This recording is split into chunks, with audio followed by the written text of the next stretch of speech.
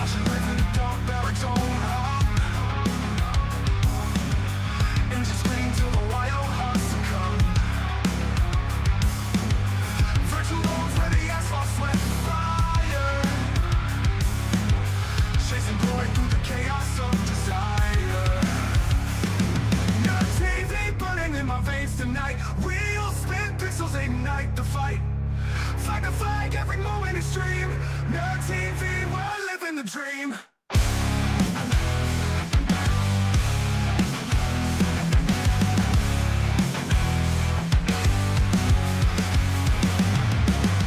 Roaring engines, pixels bursting like flames.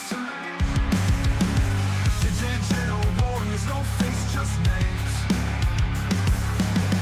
Science going for the sweet finish line. Sweat-soaked battles outside space and time. Nerd TV burning in my veins tonight. Wheels spin, pixels ignite the fight. Flag to flag, every moment extreme. Nerd TV, we're living the dream.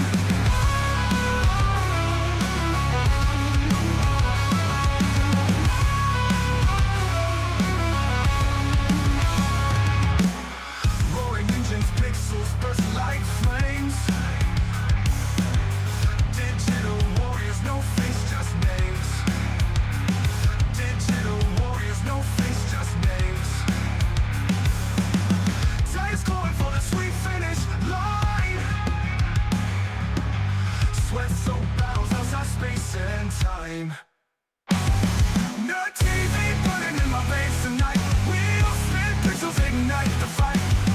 Flag to flag, every moment extreme. Nerd TV, we're living the dream.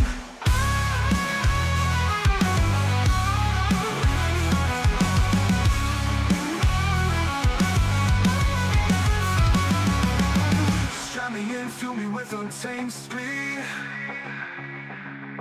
Data in the storm, all the rush I need. Glitches on the edge, chaos in the stream. Sim racing paradise, unraveling the sea.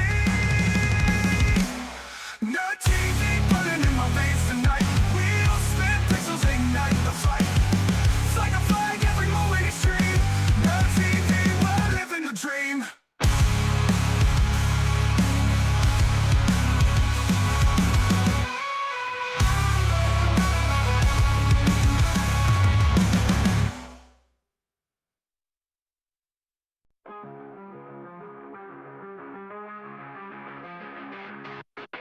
Flashing lights in the dark baritone hum. Engines scream till the wild hearts succumb. Virtual loads where the asphalt sweat fire, chasing glory through the chaos of desire. Your TV burning in my veins tonight. Wheels spin, pixels ignite the fight. Flag to flag, every moment extreme. Nerd TV, we're living the dream.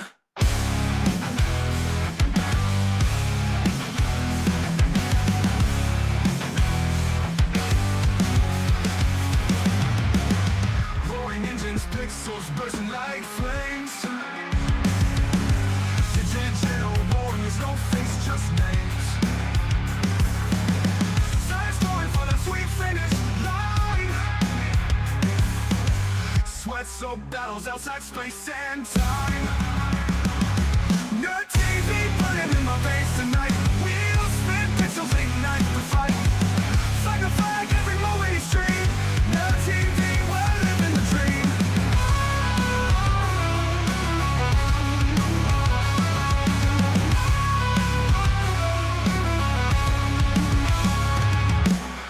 Roaring engines, pixels bursting like flames. Digital warriors, no face, just names. Tires calling for the sweet finish line. Sweat-soaked battles outside space and time. Nerd TV burning in my veins tonight. Wheels spin, pixels ignite the fight. Flag to flag, every moment extreme. Nerd TV, we're living the dream.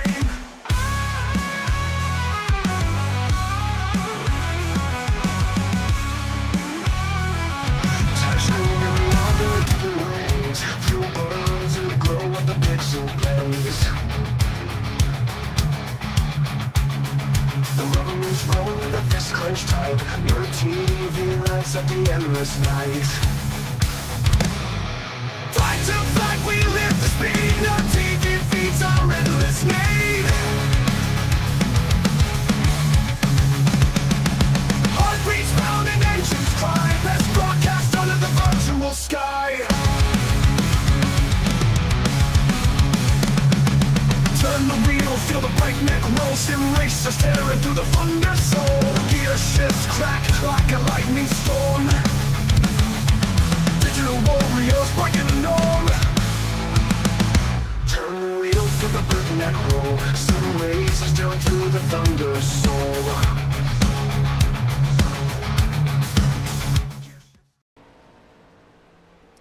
And welcome back to Nerd TV for another Smoky Mountain Sim Racing Cup Series race live from the simulated Pocono Raceways. We're going to go 80 laps here tonight as we get our countdown to green underway.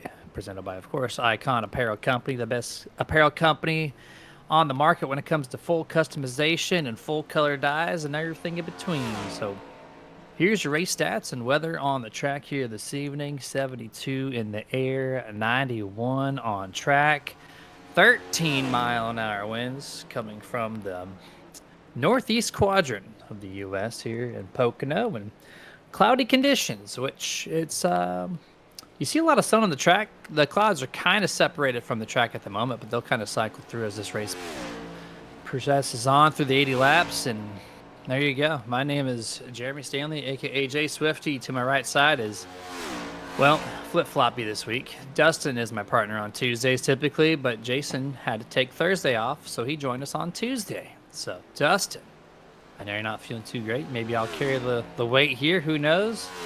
What is happening tonight, sir? The tricky triangle, my man. That is what is happening tonight.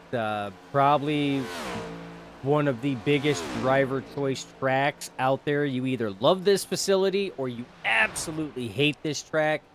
I am one that I enjoy running this track. I suck at running it, but I have fun doing it nonetheless. So it's going to be a challenging one. The number tonight, Jeremy, 3. 3 is the magic number. 3 corners, 3 straightaways, every single one of them different than the previous. Absolutely crazy. Not to mention that, but 3, as in at least 3 pit stops. So with the fuel stint of about 28 to 29 laps, we're looking at 80 laps. We have a stage break at the conclusion of 24, so they won't have to pit before then. But after we go back to green flag racing at about lap 28-ish, they're going to have to make 2 more pit stops in that stint as well. So, again, 3 pit stops, magic number 3 all night long. 3 strikes are out, too, when it comes to the rule book. So, 3s all over the place here this evening. And I was kind of laughing. There's some craziness going on in this practice session as we get about 2 minutes left in it here. Let's talk some points real quick before we kick it live to qualifying here, as we got 23 to 24 drivers, I think, posting time so far at the Tricky Triangle. Nate Lesko, 19-point lead over Braxton DeWeese. They got Austin Wheeler at 28 points out. Those 3 are kind of in the realm with one another, Dustin. And then 4th place goes from 28 all the way to 69 points out. That's going to be Blake Trawick, last week's winner, picking up 3 positions on the board with that win. Puts himself P4. And then your 5th place in points, Nick Kaufman, 95 out. So it really spaces out after 3rd place. 3-car breakaway here to start off this season. As we got about 1:20 left in this session. Dustin, this is going to be an interesting race. These Gen 7s at Pocono. I'm watching this practice. I'm telling you, this either we're going to have a continuation of the cautions all over the place, or we're just going to have a really good racing.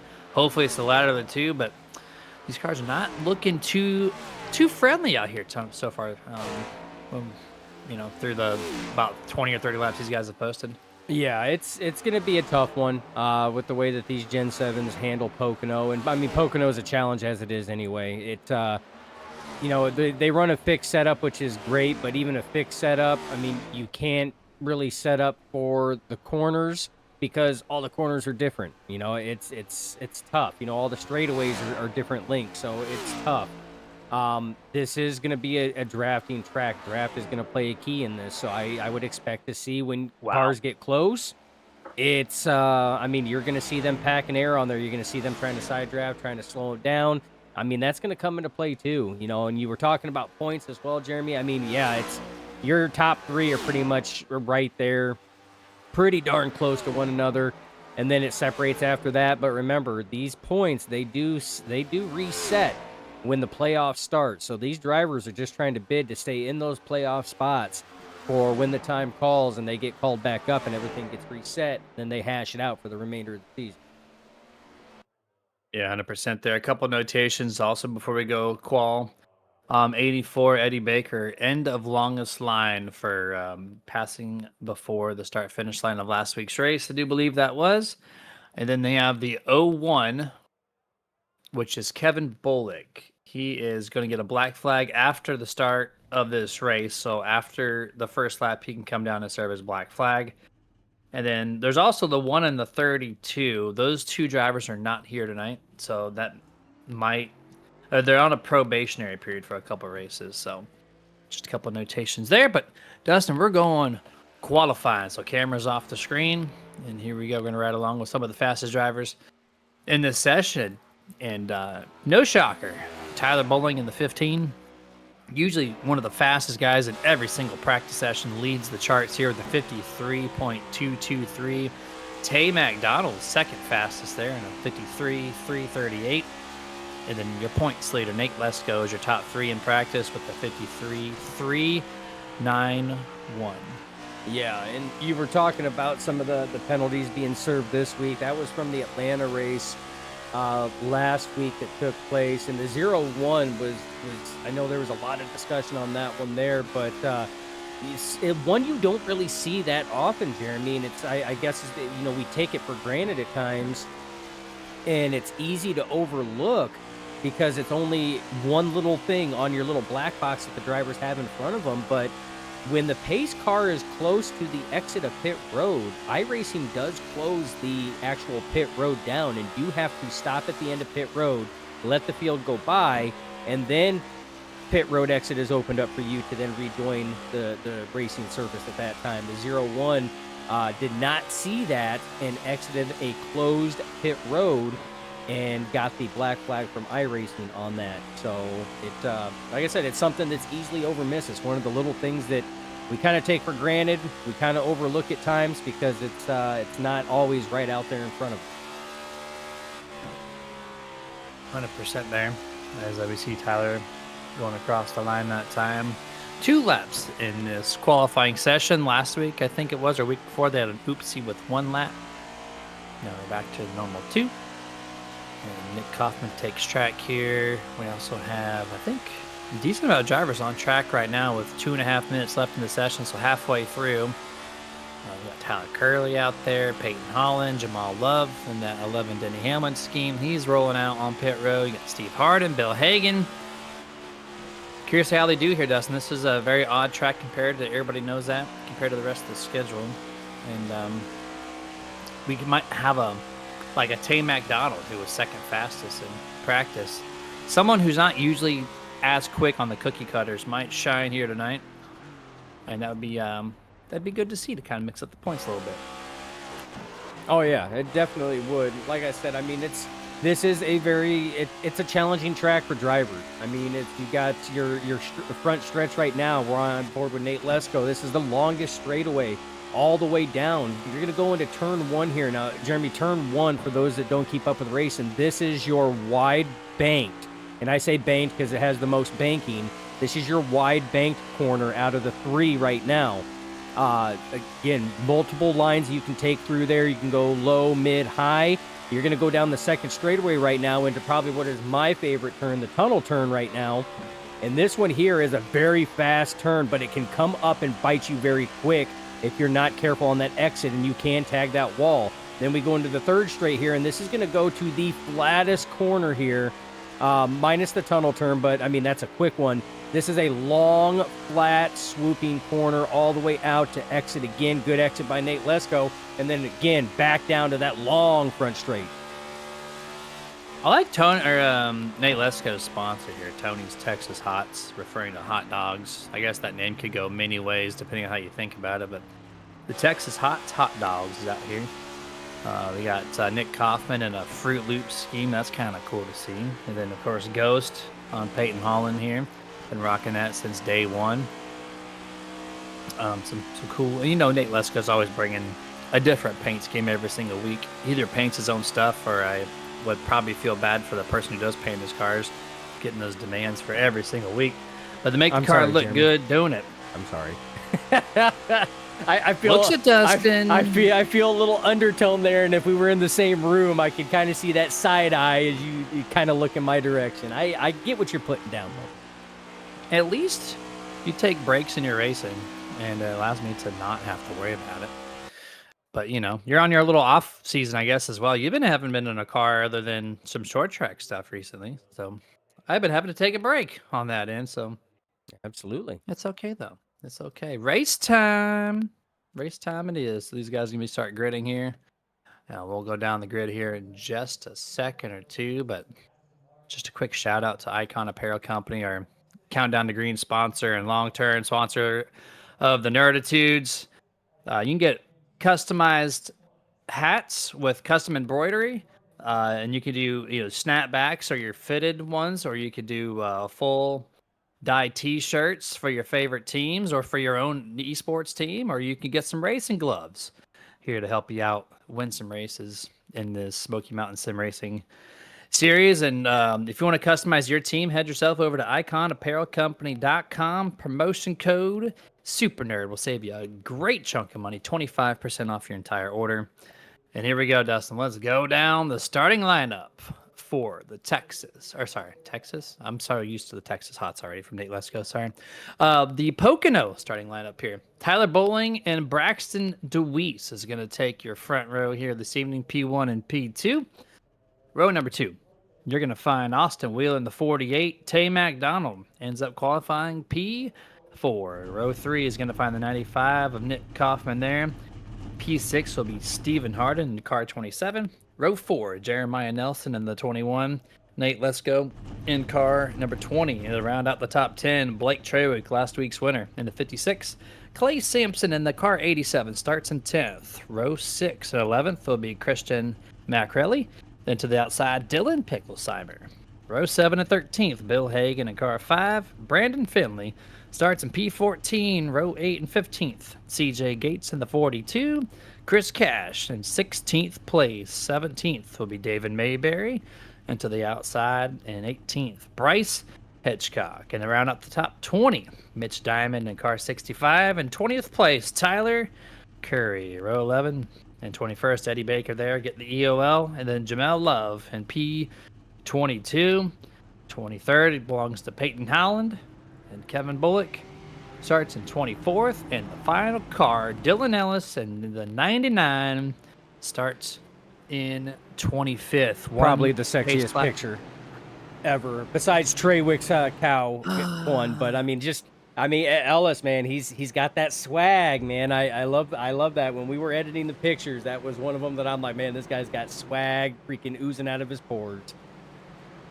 It looks like a Ryan Blaney out here with his facial hair and whatnot. It's okay. We like the jacket over the back there. You know, it's a little fun picture to have. Not just your standard front side mugshot like I do, because I'm not creative at all when it comes to a camera. But one pace lap here. I would like for you guys to really watch on the Twitch side. YouTube's always been a blast to look over. We got 14 viewers on YouTube, 3 on Twitch. The Twitch one matters the most to us. And those chats, they go back and forth. If you think you're stuck to Twitch chats only, nope. You can talk directly to YouTube, and the YouTube can talk to Twitch. So it's just a matter of the view count. And if we could give some love to one side more than the other, that'd be really appreciated. As I talk about it, we go right to 4. So instantly getting some love there. Thank you for that. But Dustin, here we go. We got one more corner. Turn 3, and then we're going to set the pace car to the infield at 80 laps You said things come in threes. If we get only 3 cautions here tonight, that'd be beautiful to see. We'll see if we can turn this thing around and get some long green flag runs. So we can see that field mileage stretch all the way to 28 laps. Pace car down. Throttles at the ready. Green flag. Green flag is in the air. And the guys have a great start up at the front. They all stay gridlocked to one another. And here comes the 95 Nick Kaufman already going 3 wide, typical Pocono style.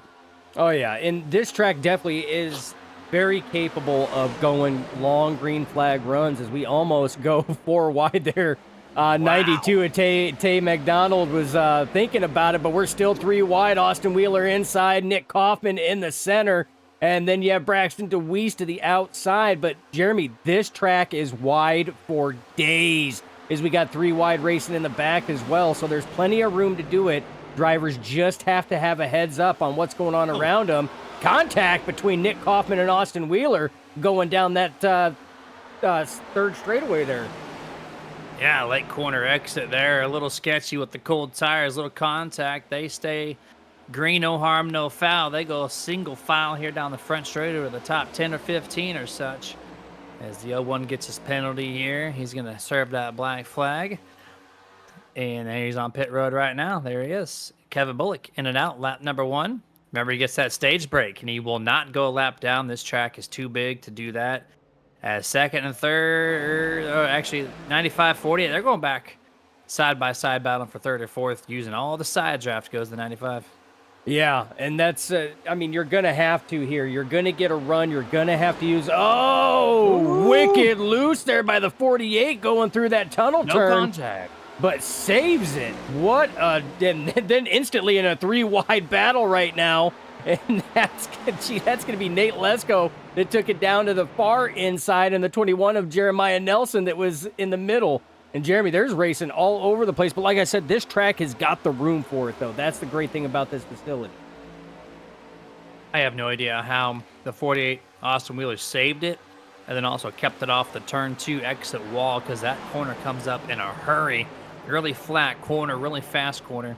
And any mistake, usually you do find that outside wall.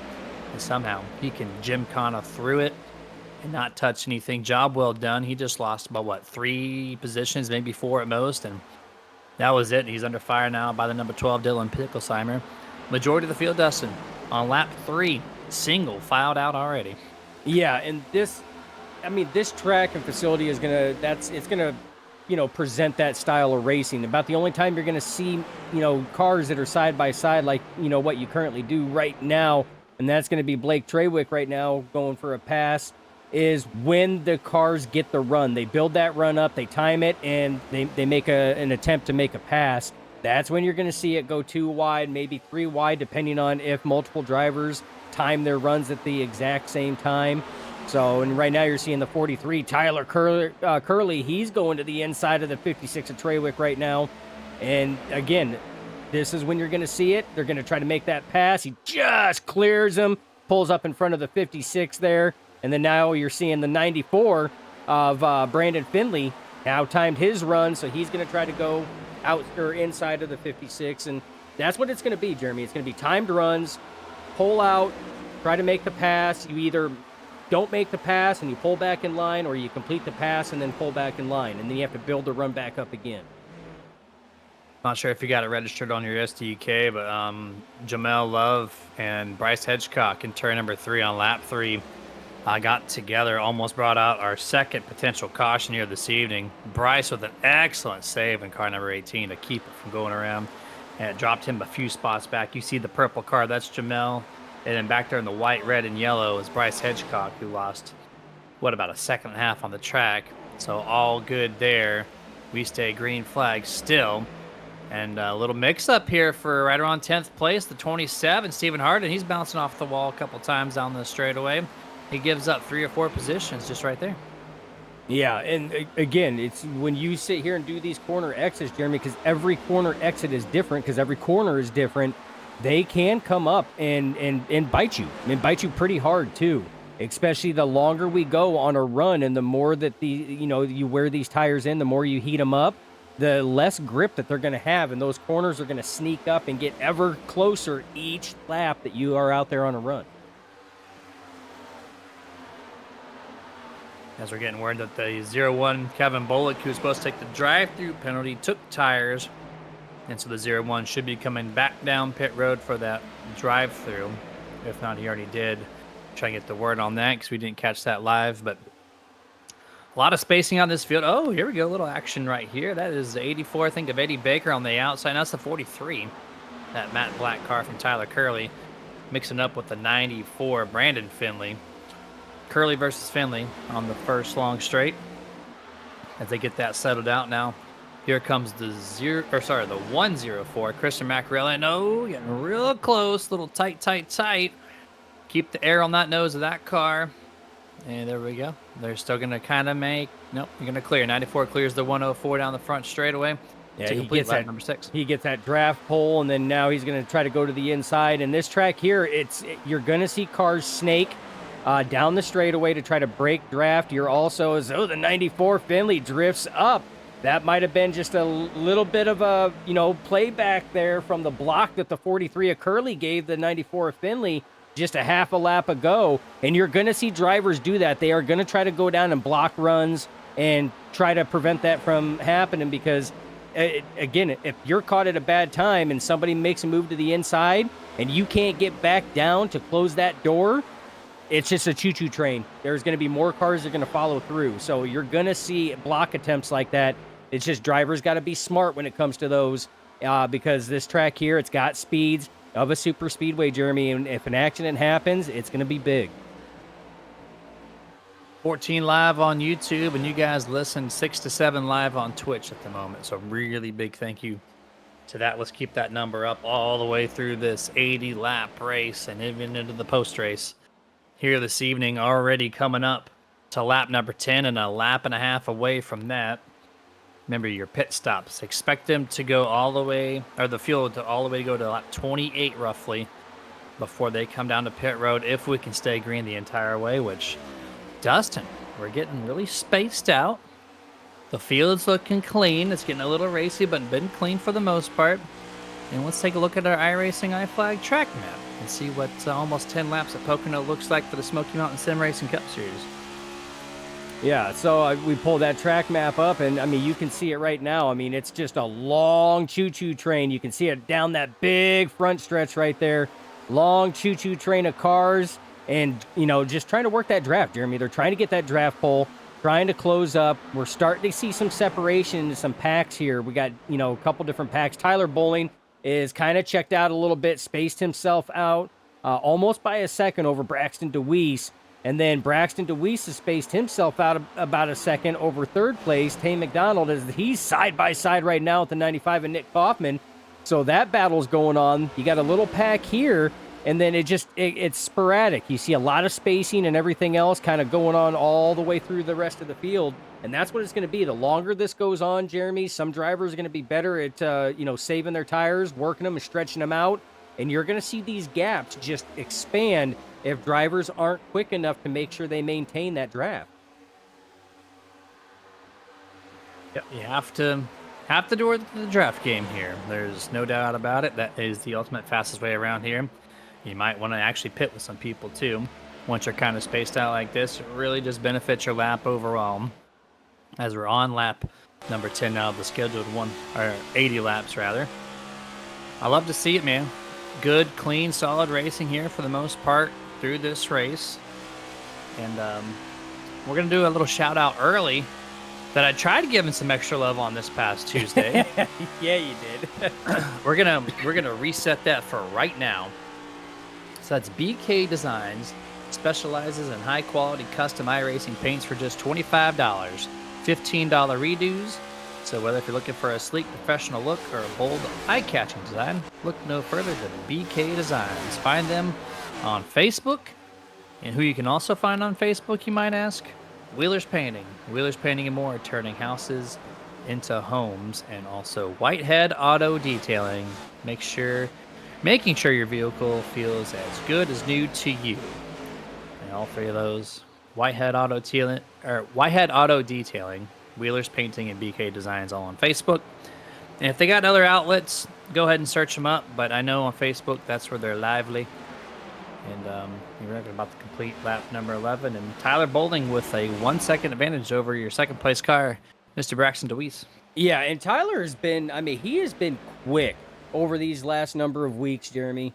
It just, every once in a while he'll sit here and just be in the wrong place at the wrong time, not getting the finishes that, his ability and the way that he's been running during the race, probably, should have had him at. But, I mean, excellent start right now. And Jeremy, you're talking about, we're already 12 laps in, which is crazy because of the length of this track, but we're 12 laps in and drivers are keeping it good. They've each week have progressively gotten better and better. It's Crashville was probably not the best race with the amount of cautions. And then it got better last week at Atlanta. And Jeremy, it's looking stellar right now for Pocono, and this is what these drivers, deserve. This is what the drivers want. This is what the admins want. This is what race control wants. So they're trying to stretch it out, and this is the track to do it for sure.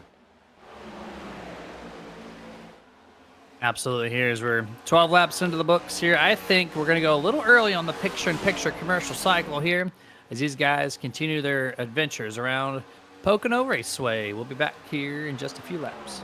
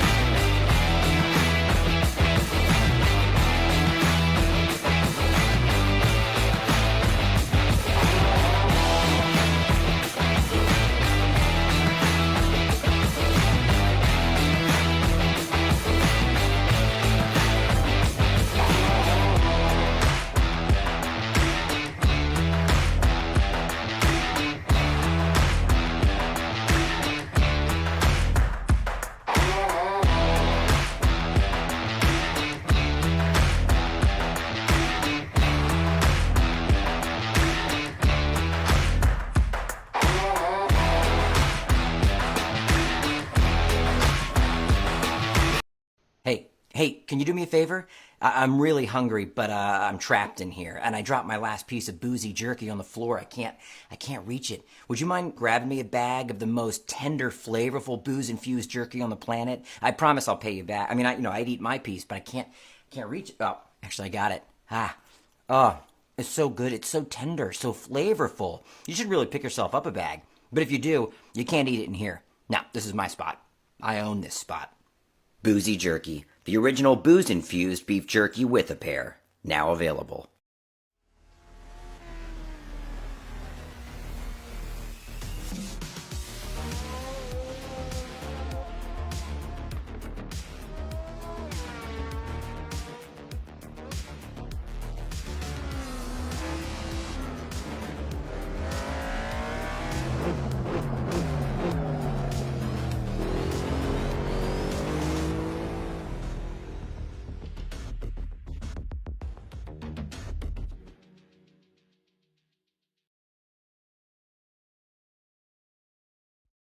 Racing isn't easy, but experiencing it is.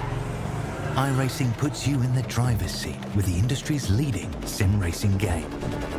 Drive on laser scan replicas of the greatest racing circuits from around the world. Go head-to-head against other drivers chosen by skill-based matchmaking to ensure competitive racing at every level. Compete across all your favorite series. In officially licensed cars, engineered to deliver the most accurate driving experience possible.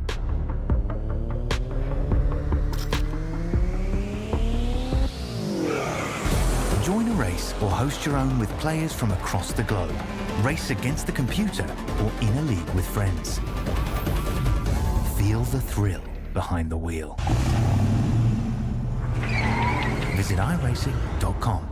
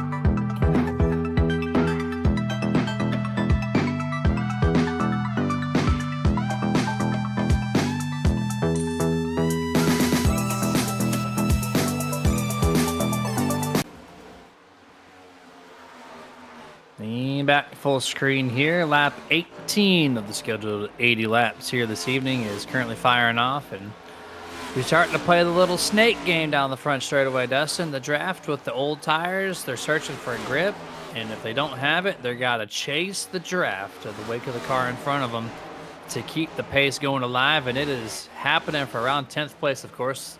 Usually our most exciting part of the race, no matter where we are, what time of day, what car we're driving, what track, and just typically find it right in this part of the track.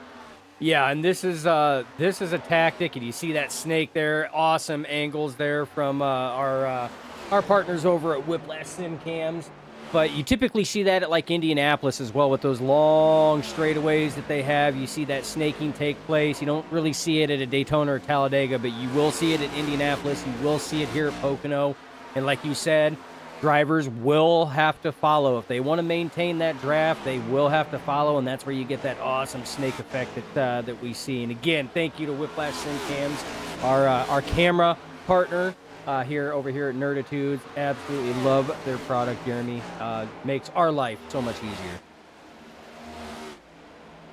Yeah, I mentioned it before and mentioned it again. Like you click the drop-down arrow, and iRacing gives you, I think I'm counting about 15 camera angles roughly for Pocono. Then I'm just going to go ahead and click load track, and I'm going to load Whiplash Sim Cams right now. And lo and behold, you get like, I'm scrolling, Dustin. I think we get about 30, 35 camera angles. There's easy. 9 TV views minimum every single track. Just every camera angle you think of, it's on there. And so, yeah, huge shout out to them for producing awesome work. Hours and hours and hours. It's that painting a car can take a couple hours, sure. But the tedious work of going from one camera to another, and not just setting one angle, no. Like Pocono, there is probably, 5 or 6 different rotations of a TV camera angle for just one of the views. And you got to do that 9 times. That's like 60 angles alone just in that section. And then they have all those others. So, yeah, huge shout out to Whiplash and Cams. Right, absolutely. And Jeremy, we got 4 laps to go in stage 1. Little wall contact there for your 2 front runners. Both Tyler Bowling and Braxton DeWeese kind of scraped that tunnel turn wall. But Braxton has been chasing down Tyler, Jeremy, over the last few laps, down to 0.2 of a second separation right now.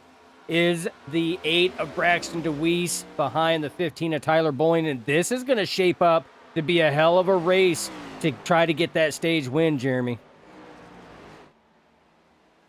He's out to move a little bit more, and Tyler Bowling has just been on a mission, leading every single lap, and that lap, or that lead, was at most just over a second, Dustin. Now, 2 laps before stage end, pit road is closed, just like they do every single time. You can't shortcut more than 2 or under 2 laps. But he's here. The 8 is closing in. Look at the time difference. He was 0.38 at the line. Down the first long straightaway, he's at 0.22. Gaining a 10th there. He's definitely in the draft. But now this is where the car's going to get a little tight. He's in the wake of the draft, so there's not as much downforce on the nose of that car, so he has to enter the corner different, throttle up a little different. You saw him right there. He had to back it up just a touch.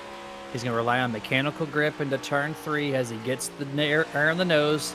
Bad call from the 15 to allowing the air to hit the nose of the 8 on the front straightaway here for the final full lap in this stage 1.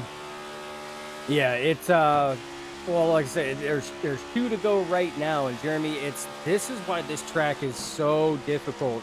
It seems like right now that Braxton DeWeese is a little stronger in turn 1 than that of Tyler Bowling. They're about even going through the tunnel turn, and it seems like except for the last lap, Braxton did gain on Tyler in turn 3, but about the 2 to 3 laps prior to that, it seemed like Tyler was a little stronger through the turn 3. And that's why this battle is so tough, Jeremy, because again, 3 different straightaways, 3 different corners. You got a driver that's strong in one, and the other driver is strong in the other one. And you see the separation right now going through turn 3 as they work their way. And this is what the battle is going to be, Jeremy. So it's going to come down. We are going to have 1 to go in this stage right now. We have to complete this lap here. And Jeremy, and unless Braxton can do something and really gain, or unless Tyler makes a mistake, I just don't see it happening. As he drives it hard into turn 1 here, trying to make up ground. Yeah, he needs this corner to work for him. The other 2 corners are not as good. He doesn't have the mechanical grip to get there. And off the corner exit, he gains slightly. And then he's going to use the draft to gain even more, reeling him in. 0.22 is the difference again. This is where he kind of started to lose him last time. He's going to do it again, back to the 0.3s. This is going to be too far out unless there's a mistake from the 15 of Tyler Bowling, which has not been the case for the first 23 laps. Now for the 24th lap, same story. 15, Tyler Bowling going green to yellow, completing the first stage, leading every single lap. Yeah, I mean, it was an excellent run. Like I said, Braxton was trailing him in. He was getting him closer and closer. But it wasn't enough, as there you see the iRacing iFlag caution flag fly for stage 1 conclusion. Your stage 1 winner, obviously the 15 of Tyler Bowling. Excellent effort by the 8 of Braxton DeWeese. But it's all the 15, Jeremy, for stage 1. Now, these drivers are going to come down for their pit service from their simulated pit crew, and they're going to rinse and repeat for the longer stage 2, Jeremy. We'll get green flag probably about lap 28 to 29, and it's the rest of the way, so about 51 to 52 laps until we see check. For the first time this season, we go cautionless through a complete stage. Stage number 1 complete, very clean. Love to see it here as they are filing up. Probably on the back straightaway at some point, you're going to get the pace car. The pace car is pulling off now, but they're going to slow it down, wait for the exit of turn number 1. We'll start to line up, and then pit road will be open. This time, I'm going to manually thank Dustin, a couple of our partners here. Before the pit stops, iRacing iFlag is your iRacing standard to open source race marshalling light board system. It's a very fancy way of saying just an LED board that takes care of all your iRacing notifications, customizable through 3 different brightness settings, and you can either have it by itself and mount it wherever, or you can have a desk stand also 3D printed along with it. And you can customize the case, you can customize the stand, you can customize 2 different logo options on the base itself. So like for mine, I have a greenish colored LED border, 3D printed, and then the black stand to go with it, and then the green logo and a green name printed on it. It's very cool. And literally goes anywhere. So if you need more assistance than just a little iRacing flag that goes on the top left-hand side of the screen, this is the way to go to complete your sim rig, and that's at iRacingIFlag.com. Promotion code SuperNerd is going to save you 15%. And then another partner shout-out that doesn't have a rotating commercial cycle, Victory Fuel Premium Hydration loaded with electrolytes and daily vitamins with no added colors. Caffeine-free hydration that'll fuel anyone to victory. No artificial dyes, no caffeine, just all vitamins. The whole family can drink it. 3 amazing flavors, Lucky Lemon, Throttle Punch, and what's the grape one again, Dustin? It's my favorite. You think I would nail this drink It down. is Purple Potion. Purple Potion. Thank you. That's my favorite one. I don't know why I don't remember the name of it. But either way, 3 great flavors. And you're going to go to drinkvictory.com, promotion code SuperNerd. We'll save you 10%. Yeah, excellent flavors of things that they have there. I mean, I'm not big on grape flavors, but I will say the Purple Potion one is probably my very close second place to my overall favorite, which is the Throttle Punch. I love the Throttle Punch. I love Fruit Punch, and Throttle Punch does it for me. Great taste, and like you said, it's family friendly. Kids can have it. Anybody can have it. It hydrates you, which is it's great, especially on those long gaming stints, long race stints, say for 12 hours of Sebring, something like that. Stay hydrated and focused. It helps out. 100% here. We are looking at the 15 on screen. Pit road is completed for this driver, and since he led every lap and won stage 1, we're going to talk to the intentional wreck podcast crew member, Mr. Tyler Bowling. I'm going to bring him in right now for his word. Tyler, this is Jeremy and Dustin in the booth. What's going on, man? Hey, what's up, guys? Cruise control, man. We're doing good up here. Cruise control for the 15. You let it off early. You kept the lead the whole time. You got up to a little over a second gap, and then they started bringing you back in. But how's the car feeling? And what can you do to maximize the long run compared to the number 8, who overall had a little bit of an advantage over those last 5 laps? Yeah, for sure. He was definitely running me down. I think just minimizing the mistakes for sure going in turn 2. That's probably my biggest struggle. And just keeping the car underneath me, I'm not trying to push it too far in the corner will help me with that long run, I think. It looks like with the pace lights off, 1 lap to go. The chances of you taking this thing all the way to the finish, man. How you feeling about it? I feel good, but the guys behind me are quick. I'll have to see how it goes. If I can have a good start here and just try to manage my tires, hopefully I'll be around there for the end. All right, man. We'll bring it back to your channel. Thanks for the couple words, and good luck the rest of the way. Thanks, guys. Have a good one. Yes, sir. All right, there we go. Dustin, that man sounded cool, calm, and collective, huh? Oh, absolutely. I mean, and that's what you want here. But like you said, it's staying cool, calm, and collected. Helps cut back on those mental mistakes and those little errors that drivers make. I mean, you can get in a rhythm and, lap after lap, but every once in a while it does slip. We've seen both the 15 and the 8 scrape the wall a couple times on corner exit, and that's what Tyler was talking about. Cut back on that. He feels that he's got what it takes and to keep that 15 up front and in front of the 8 to see if he can't bring this thing home for victory. 1 corner left. Then we'll go back to green flag. Your top 5, Tyler Bowling, Braxton DeWeese, Tay McDonald, Austin Wheeler, and Nick Kaufman. You're going to take the green flag here. On the YouTube side, we got 15 viewers. On Twitch, we have 7. Holding that number up strong. Thank you guys again. I see Corey out there saying, let's go IWP. Giving a shout out on the Twitch side is Mr. Weezer8. And then Trevor Miller saying, come on, 92. Let's go. As green flag back in the air here for stage number 2. The 15 with a little bit of a breakaway there.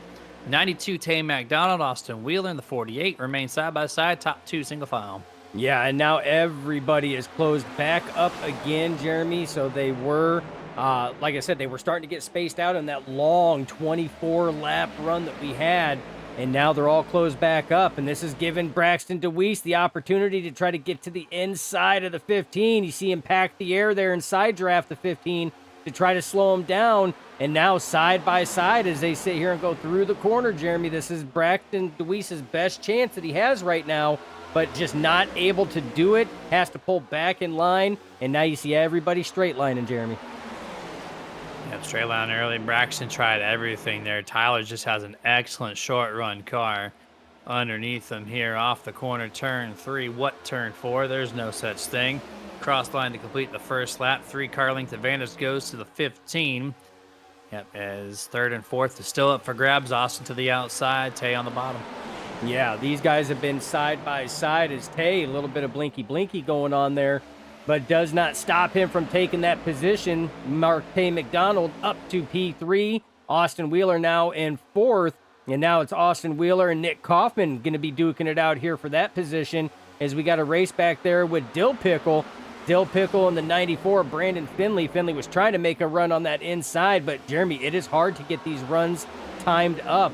And as I say that, Austin Wheeler says, hold my beer. I'm going to sit here and time this run up. He takes a position back away from Tay McDonald in the 92, and Nick Kaufman looking to try to follow through. Yeah, he tried to do it, man. The 92's got it a little hooked up there out 3 lanes up on turn number 3.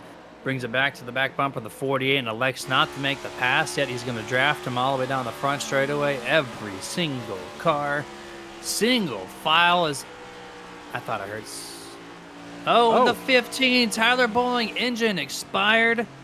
Tyler Bowling, DNF. The engine exploded right as they got to turn number 1. I heard an explosion. I stopped. You physically heard me stop on the microphone, trying to figure it out. And I don't know how, Dustin. He was leading the whole thing. There's no nose damage. And he wasn't drafting anybody, so he couldn't have overheated. What happened? What happened here? We're going to see if we can't try to go back and see. This is after the fact. This was when he was slow. We're going to try to go on board and see what happened. Because, I mean, this is one, it's a fixed setup. So, I mean, everything is... He's got prime real estate. Yeah, that's so, the coolest engine in the field. Yeah, 5th gear. You see he's pinging it. Oh, double shifted it down to 3rd. Oh, no. No. Money shifted. He shipped into 4th gear here at Pocono. It's a fact. And he double did it. Yep, he double hit it. And it's if you have a sequential, Jeremy, it's easy to do at times, especially if you don't think that it catches the first one. But, I mean, you seen him going in 5th, going into turn 1. You seen the 4, and then you seen 3, Jeremy, and that's all it took was that double shift down to 3rd. And that is going to end Tyler Bowling's chances. Strong car, Jeremy, and that is an unfortunate turn of events for driver 15, Tyler Bowling.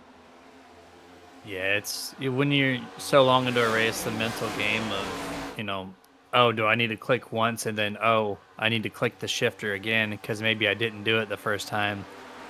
That is so easy to happen, especially if you play a lot of online shooters, right? You're constantly on the trigger of a controller, da-da-da-da, right? And then so if you're doing the same thing, you're not thinking about it. It's easy just to double click the paddle shifter, especially on the back of your steering wheels. And yeah, that's a heartbreak. It's going to allow Braxton or Austin Wheeler, Nick Kaufman, Tay McDonald, and all of a sudden Dustin brings them back into the picture of maybe I have a chance now. We know the 8's fast, but let's see how this works without the fastest guy in the field anymore. Yeah, and like I said, I mean, it's a heartbreaker. I feel for Tyler Bowling on that one, Jeremy, because, I mean, as sim racers, we have literally all done that at some point in time. We have all money shifted. It has happened to us at any given time. But it hurts even more when you were as dominant as what Tyler was in stage 1, led from green flag to caution flag to take stage 1 win. It's a heartbreaker. It really is. And I feel for Tyler on that one there. But there's more races, come back at it. He's been running strong. It's just things like this here have just been happening. He's going to get in. He's going to break out. I mean, he's got the ability. I mean, that's for sure. He's proven that a number of times. He's just he's having that bad luck like we've had, Jeremy, over the past couple seasons in some of our leagues that we've been having. So that's the name of the game when it comes to racing, unfortunately. Yeah, I mentioned on the top of the show that this track may be producing that breakout person that's not typically in it in the 1.5 mile tracks, and it was all Tyler's night so far in the first 30 laps until that happened. But we're gonna go to a second time this season, a segment that we call "Turn Up the Tudes." As we hold on, we got some 3 contact. What is going on here? We've seen these guys make contact with each other before. This is Brandon Finley and Tyler Curley. Remember, we covered about 10 laps ago, Dustin, roughly before the stage break, how they were racing kind of hard. And you said at one point that he got a little payback, but then we got the beef segment going up here, so we're not going to go momentarily. Give us that we got the beef logo, Dustin. I know we got it there tucked away. 94.43. There it is. We got beef presented by Nerd TV. Yeah, and That- like you said, That was rough, man. That Second was. backstretch. But I mean, if you remember earlier in the race, it was the 43 that went for a hard block when the 94 Brandon Finley was trying to have the run and was trying to make the pass. The 43 gave a hard block, and it's the 94 Finley get pushed back to sit here and let him know, hey, I'm down here, man. You can't run me off the track. I got to stay on the track.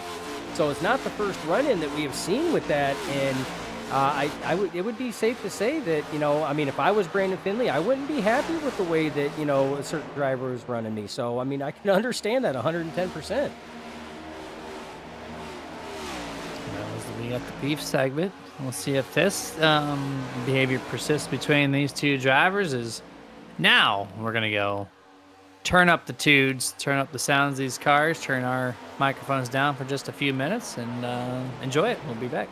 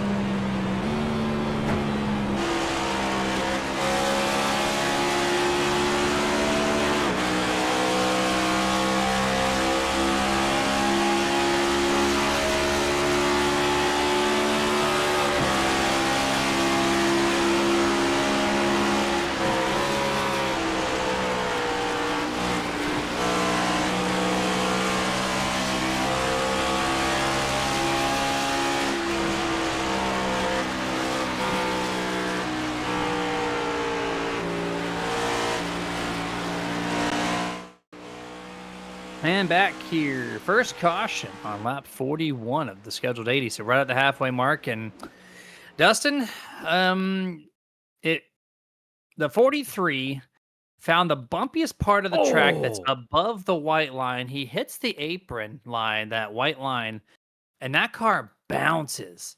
And the 12 of Picklesheimer, I don't think he actually makes contact with him until after he gets way loose. But then, yeah, see right there all the chaos that happens there. The 104, Macarelli's in there. Mayberry got a piece of Mayberry, it. Yeah. I think that was Harden possibly. Of course, Picklesheimer gets in there. And watch the bumpiness. The inner's in low. This car just, watch it. This is a good angle. Watch the bouncy. Yeah. So down on the apron, right there. See the shift. Yep. Now, these cars, Jeremy, the Gen 7s, you can get down on that apron in that tunnel turn, but that's not what the issue was. Like you said, he hit, just perfectly hit the bumps that are in that tunnel turn, and it just upset that car enough and got him loose, sent him up into the wall, back down into the 12 at Dill Pickle, just missing the 94 of Brandon Finley. And then right here, you see Marcelli just nowhere to go. I mean, he couldn't go high. There was cars high, couldn't go low. Dill Pickle was down there. And then Dave Mayberry is going to come in and get a little taste of the 43 here as well. Just scuffs it right there. And then, like you said, is that the 27? No, that's Mitch Diamond right there, was up in the wall trying to slow down. He gets around. Little damage from the wall, but nothing else. But, man, hard impact. Yeah, that was a huge hit. And then actually, David Mayberry didn't get initially involved in that wreck. He actually hit the brake too hard, and rear brakes had yanked the car to the right, smacked the outside wall. So Mayberry gets a lot of damage just trying to avoid the wreck. Ends up putting himself in the wall. But pit road is now open. Everyone's coming down for virtual Goodyear tires. They know this is a not the final pit stop, Dustin, but it's a very important one. Because these long green flag runs, you don't get too many opportunities so far here tonight to try to capitalize on anything strategy-wise, and so this is a very important stop. Yeah, it is, and it looks like Nate Lesko is going to win the race off pit road. Close race here. That's going to be between Nick Kaufman, Braxton DeWeese, and Austin Wheeler. And Jeremy, that is, like you said, a very important race. Off pit road, and a very important pit stop, because it seems like the clean air up front is where it is at. The 15 up until the shifting situation, essentially untouchable up there in that clean air. It's the dirty air with all the cars further back. That's what was tough. Then all of a sudden when Braxton DeWeese got up there, same thing, had that clean air. Austin Wheeler had a hard time, and Nick Kaufman had a hard time chasing him down. Now we have the 20 of Nate Lesko. Your current points leader is now up front. So how is that clean air going to affect him, and how is that dirty air going to affect drivers like Nick Kaufman, Braxton DeWeese, Austin Wheeler, and Tay McDonald, who was the rest of your remaining top 5? Well, you saw a prime example of Tyler Bowling as he was trying to fend off the 8 of Braxton DeWeese before stage break, right? Braxton was able to go from 1 second to 0.2, and then he just got stalled, right? A lot of aerodynamics are required on these cars because they need it. They need all the ounces of air hitting the nose of these things to get them to fully rotate in the corners at speed. And when you're running in the wake of another car, and this track typically isn't super multi-grooved, it is a little bit. Turn 2 is not. It's the only one that's definitely not. You saw him. The 8 was struggling. He would actually lose a 10th or 2 every single time he would run through turn 2, just because the car could not get the air required. So it will affect these cars, and it is a thing. And so, but we don't know what the early part is. It's all about the grip, right? Who can, on the cold tires, not make a mistake on throttle, maximize the run. That'll give them a good entry into the long run portion. And one pit stop to go if they stay green from this point forward is our first wreck on lap 41, Dustin. Good job by the crew and the guys here at Smoky Mountain Sim Racing tonight. Yeah, I mean, to have our first natural caution come out at 42 like that, I mean, almost essentially like a fluke too. I mean, we've seen drivers take that corner the exact same way that the 43 of Curly had taken it, and just it was the perfect storm, just kind of mixed in, and his car did not take it that well. But hats off to the drivers, excellent job on that. But yeah, like you said, one more pit stop. These guys can go estimated 28, 29 laps. That means one more pit stop on that, so they're going to have to try to make everything they can. But Jeremy, this is only our second restart. We had the first natural one due to the stage break. Tire spin and slippage on restarts is a thing as well. We didn't see it on the initial restart, but it doesn't mean that it can't rear its ugly head on this one here, just because we haven't had that many restarts here tonight at Pocono. Oh, this will be the second one here this evening. Second restart, third start overall. Green flag back in the air here as the 20 gets a nice little jump over the 95 Nick Kaufman, who's going to solely take second place here. Braxton DeWeese is going to have to fend off the 48 Austin Wheeler, who has just been fighting for his life for P3, P4 all night long. See if he can finally get the 8 this time. The 8's been so fast here in the first half of this race. And oh, the 20 Nate Let's Go gets checked up off a corner of turn number 1. Here we go, 95 Nick Kaufman trying to be your third race leader here this evening. Yeah, neck and neck as they go into the corner, and it looks like the 20 is going to back it down, give it to the 95. 95 takes the race lead, and we got the 5 of Bill Hagan spinning in the back, and that looks like Eddie Baker as well is collecting in that. So caution comes out. Jeremy, you know what the rules are. Cautions breed cautions. We're going to go back and take a look at this one here and see exactly what happened that collected the 5 of Bill Hagan and the 84 Eddie Baker. Yeah, this is going to be a tough one to watch here. The 84 just runs right through the back of the 5, and I think it was right there. You saw it right before.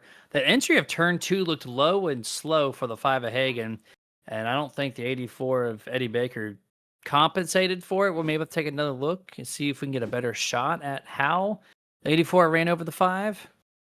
But he tried to go low. Hagan stays low, and then 84 just maybe he's just trying too hard to make the pass, Dustin, and didn't realize the gap was going to close up that quick. Yeah, and it could have been because, I mean, there were cars to the high side. So, I mean, it could have been that, Bill Hagan had to lift on the throttle a little bit just to make sure he didn't, drift up and collect anybody that was, to his right side, to his outside.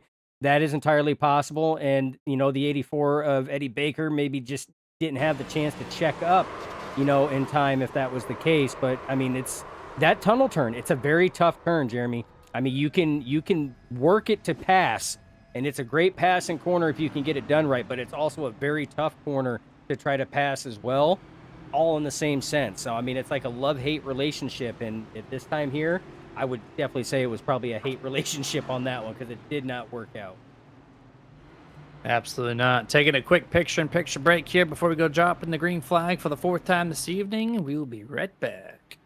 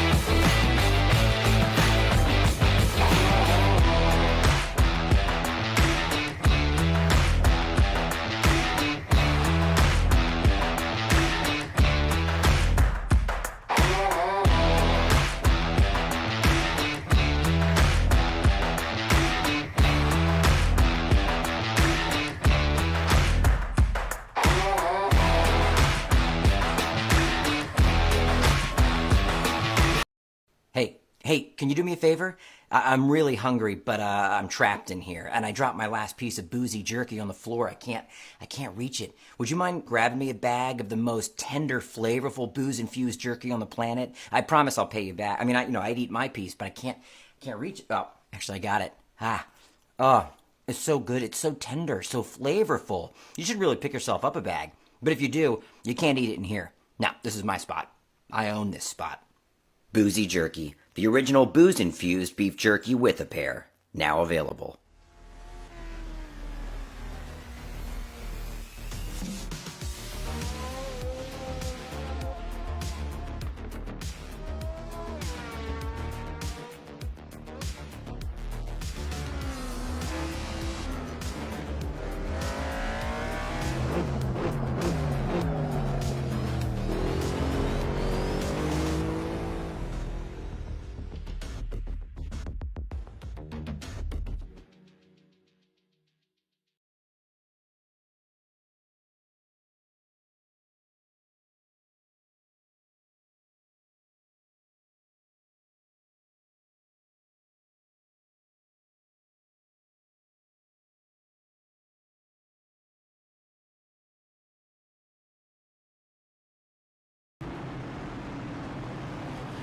And back. Full screen here as we got 2/3 of a lap left. If we go back to green flag once more, this time restarting the race on lap 49, as Dustin said right there at the conclusion of watching that second wreck happen in the evening. Cautions breed cautions, and Well, Jeremy. isn't that so true? Well, Jeremy, What? there's a thing known as broadcasters' curse, commentators' curse, right?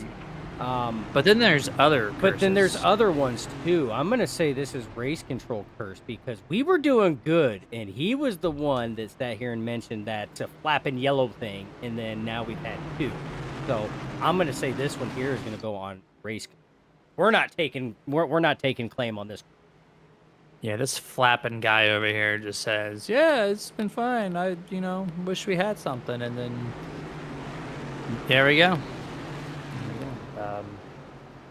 I'm almost convinced it was paid. Like the way he was like solely just, "I want this," and then he gets it literally the next corner. So, but I guess we'll have to fact check that after Caution this gate. thing's over. Yeah, caution gate from our race control here this evening. Not a fan of this guy. Not a fan. Green flag back in the air. 95 Kaufman gets a nice little 1 to 2 car length advance. Oh my! Whoa! Whoa! Braxton DeWeese, where are you going? You are going to the back. Maybe race control can see what he can. Who did he pay now to make this happen? Wowzers! What? He goes all the way to the back. What just happened there? We're gonna have to do because that didn't register as an accident. No, they had nothing. No contact. He just did it. His car's up to speed now. I did not hear of a report of a penalty given to the 8 car. Usually you take the penalty at the start of the thing, not after the start finish line. Yeah, I don't He know. just That was whips just it down. yeah, that was just hard left, and that was all she wrote.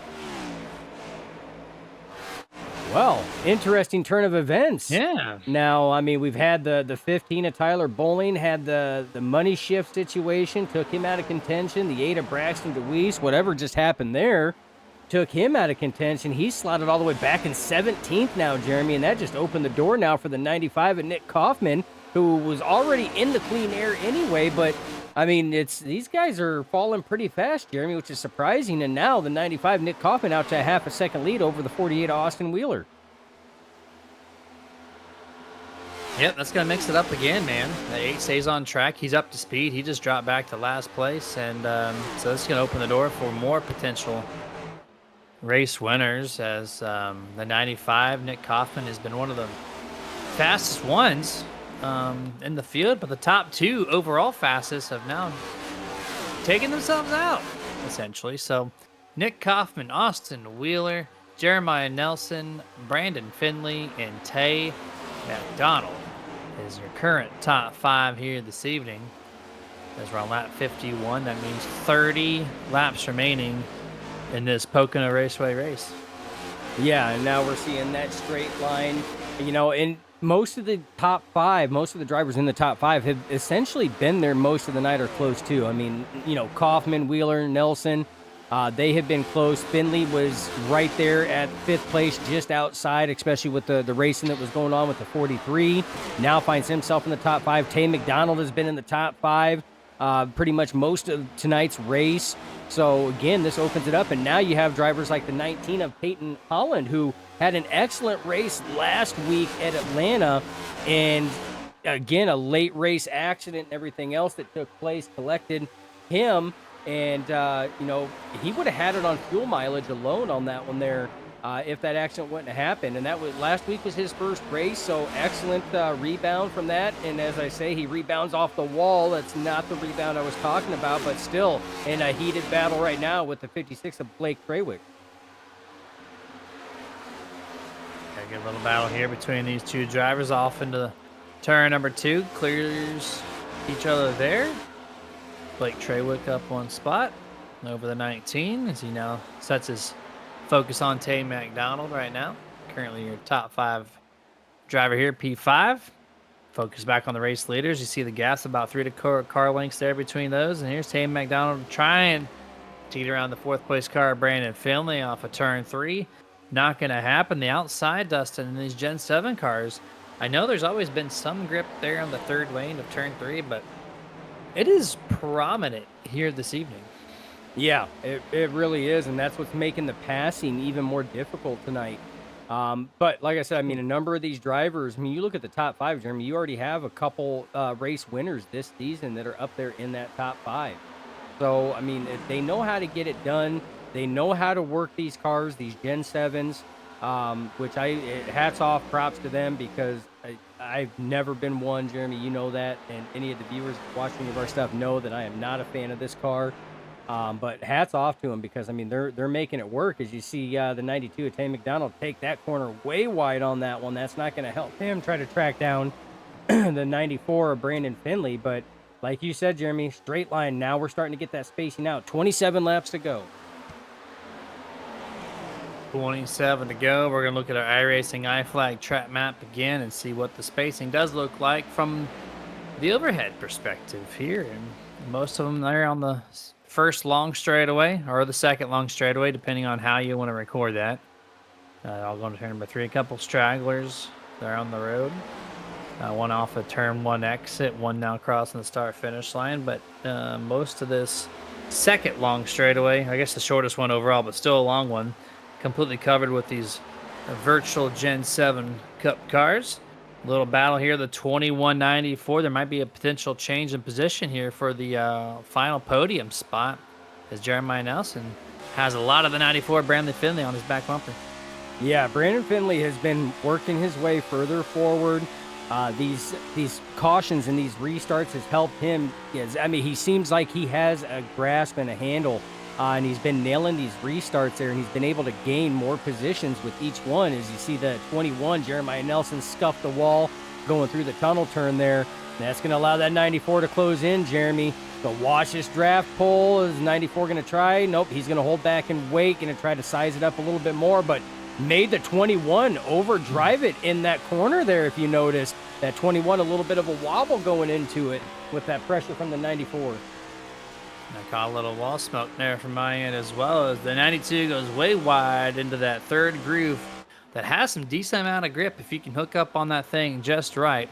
Gets a good launch on the 94 Brandon Finley, as Brandon actually lost a little bit of ground to the 21 Jeremiah Nelson that time, as they get to lap number 56, signaling the 25 laps to go in this event. And as they're racing, Dustin, I'm going to try to clear out at least 1 or 2 more of our big partners here at Nerditudes.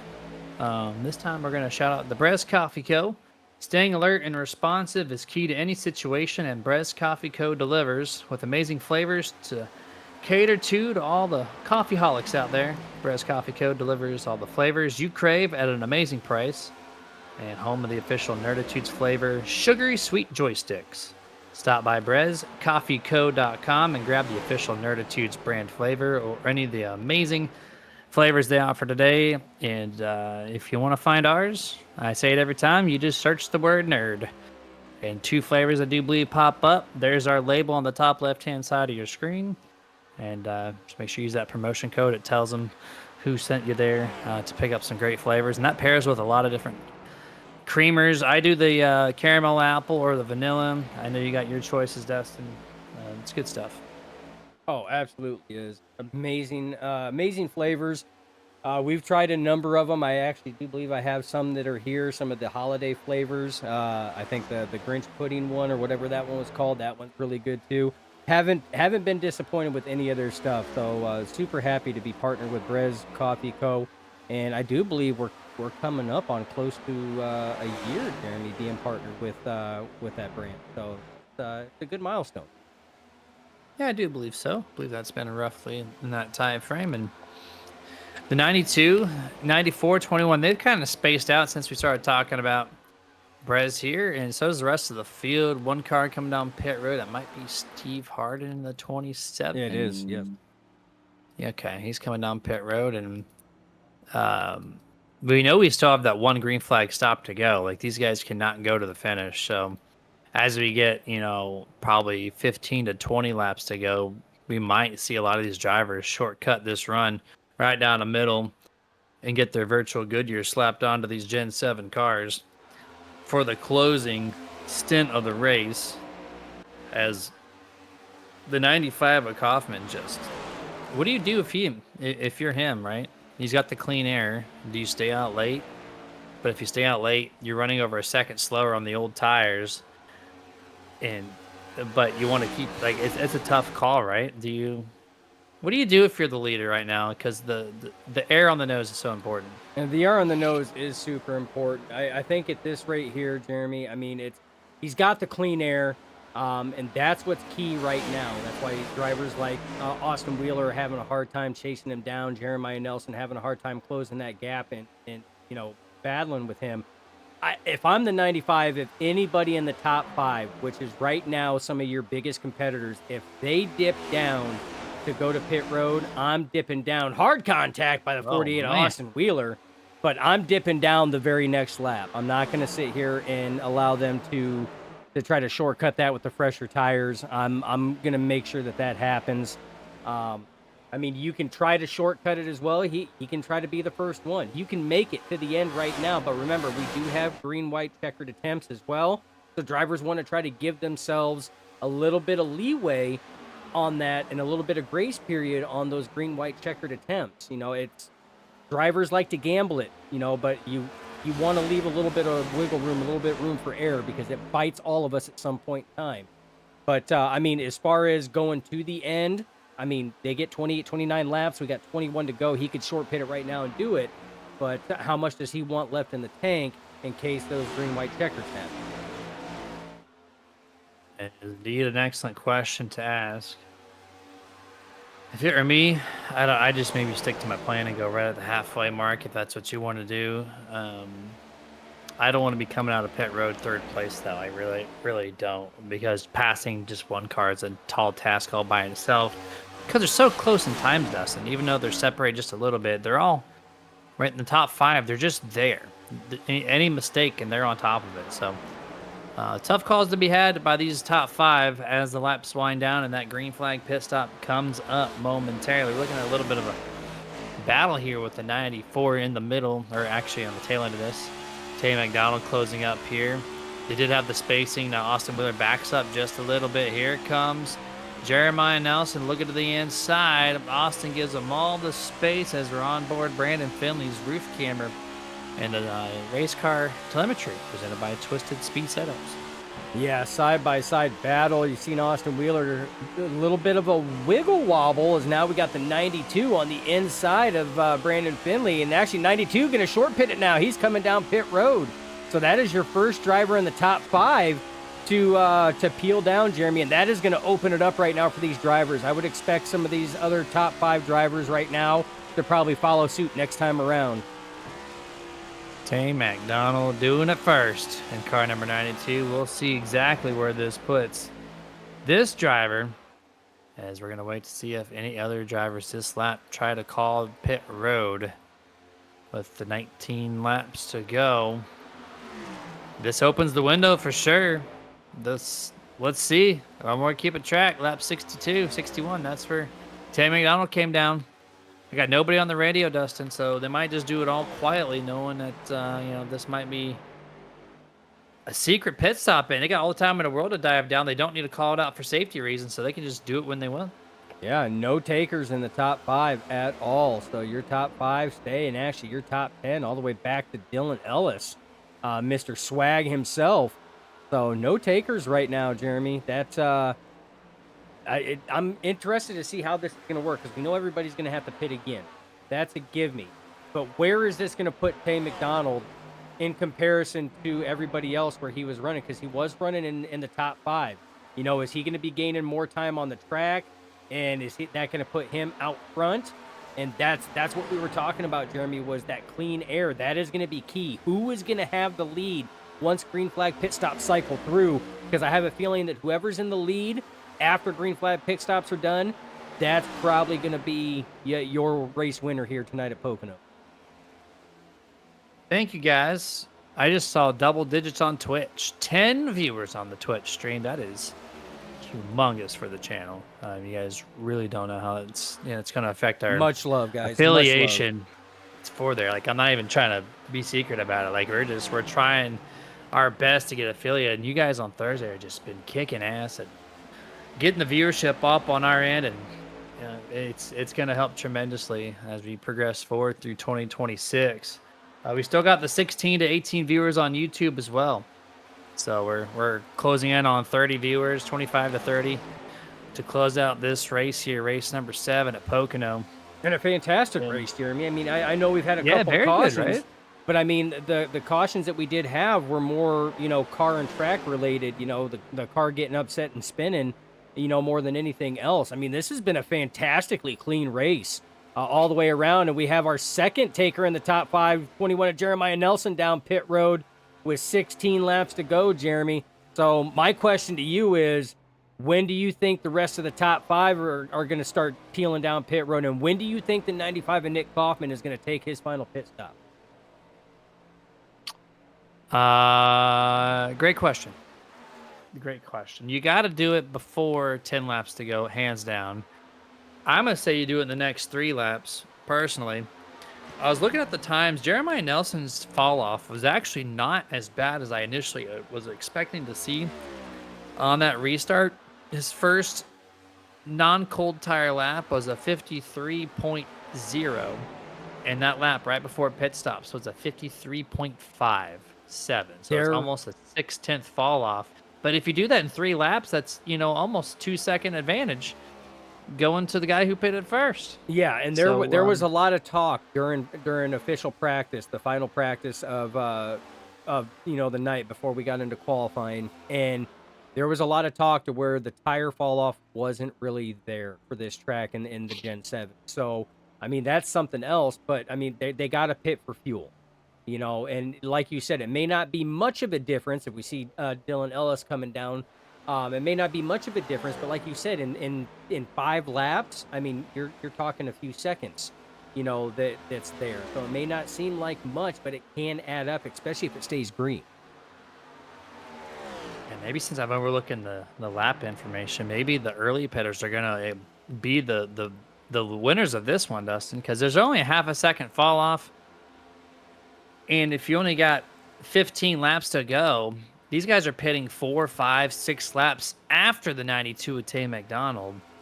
So early advantage huge should potentially go to the 92. You see the 8 of Braxton DeWeese. He's on pit road. We got Weezer 8 on YouTube cheering him on as he's back in the picture fighting here. Who had worked his way up to 7th before coming down pit road, Jeremy. Remember on that restart, he fell all the way back to 17th. And now with 14 to go, worked his way all the way back up to 7th. Before peeling down pit road. So what a rebound. Still curious to know what happened on that restart, but I mean, what a way to fight tooth and nail and claw your way back up into the top 10. 100% here, and looking through the early cyclers on this pit stop sequence, and the 21 Jeremiah Nelson pitted 3 laps after Tay McDonald. Tay McDonald though had a slow stop, I guess. Your leader, Nick Kaufman, come down pit road and spun it. What happened there? I just seen that they were coming down pit road. No. Oh, just came in hot. Looks like it might have been tire lockup. Yep, rear tire That lockup there, and then just looped it. That'd be a brake bias thing, Jeremy. yeah. Yeah. Flashback to the caution there off of turn 2 with Eddie Baker and Bill Hagan. Uh, David Mayberry did the same thing. He came in hot and heavy, got on the brakes hard, trying to avoid the wreck, and he turned right and it smacked him into the outside wall. So very similar situation with Nick Kaufman. I guess a lot of these drivers are just on the rear brake bias, or maybe the sub's just geared for it. And for whatever reason, that's twice now at Pocono, one of the biggest, widest, longest tracks of the season. Rear brake bias has affected now 2 drivers, and that's twice we've seen the race leader give it up without any assistance. So I guess there's a couple curses going out here tonight, huh? Yeah, I mean, we've seen. I mean, it started with the 15 of Tyler Bowling, and then whatever happened on that restart with Braxton DeWeese, who was up there leading as well, and then now the 95 of Nick Kaufman. Like all your strong cars, something has happened in tonight's race here at Pocono that has just altered the entire running order, and that's it. I mean, it's a heartbreaker because I mean they've all been running super strong, and to have something wiped out like that. And like I said, no caution, no anything, because that was off the track coming down pit road. So, Jeremy, I don't know how this is going to play out now after green flag pit stops and who's even going to be your race lead. I can tell you who's your race leader right now, and that's last week's winner, Blake Trawick, is now your race leader. Yep, he cycled through the 56 Moo Moo machine here. The Mustang is out there. Just logging some laps until he has to come down pit road to fill up his virtual tank. The more you stay out, the less time you spend on pit road, I guess. But if you take 4 tires regardless, maybe you don't. Maybe since the tire wear fall off is not drastic, Dustin, maybe you take 2 tires and fuel. Or maybe that gives you a few seconds. I mean, these guys would have had enough in the tank to get them to maybe within 5 laps to go, give or take, depending how hard they're running. I mean, as long as what, drivers are getting 4 tires on there, maybe you come down and just do a splash. You run this thing empty, you come down and do a splash to get you to the end. And I mean, depending on the separation and the split differential between you and the drivers that have pitted, if it goes green all the way to the checkered flag, that might be a winning strategy too. I don't know at this point in time because I don't know what the fall off is and how much the fresh tires are gaining on those with the older tires because there's not much of a fall off. As we're getting reports there, remember on that restart of that Braxton DeWeese in the 8 car, it went all the way down to the infield real quick and let everybody by. His dad, Weezer 8, on the Twitch side saying it was a shifter malfunction that made Braxton pull out of the way and drop to the back, and he got the speed, but a shifter malfunction. I don't know in what form. I don't know if it was stuck in 4th gear. I don't know if it wouldn't click into another gear. He obviously got the speed though, but yeah, that's a mechanical failure, a rare one on the physical side on the sim world. And 2 of them dealing with shifting or transmissions, Jeremy. We had the 15 with the money shift, Braxton DeWeese with a shifter malfunction of some kind that didn't allow him to get up to speed and had to pull down to the inside to get that fixed and then got back up to speed. That's, like I said, I mean, mechanical failures do happen in the sim world too. So this, I don't know. Our bingo card is all over the place tonight, Jeremy. All over.